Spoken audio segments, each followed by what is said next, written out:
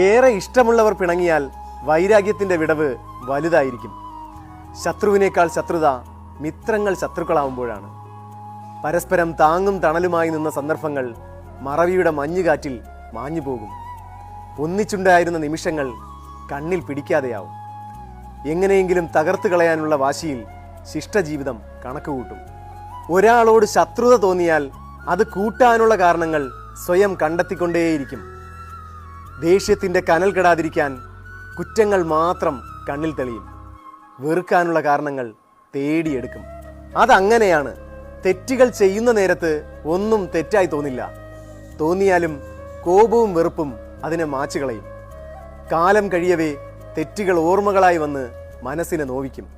എല്ലാം മറക്കാൻ ശ്രമിച്ച് നല്ലതിലേക്കുള്ള വഴി തേടുമ്പോൾ മുന്നോട്ടു പോകാനാവാതെ ഇരുട്ടിൽ തപ്പും. P V ഷാജികുമാറിൻ്റെ മരണവംശം. ഏറെ ഇഷ്ടമുള്ളവർ പിണങ്ങിയാൽ വൈരാഗ്യ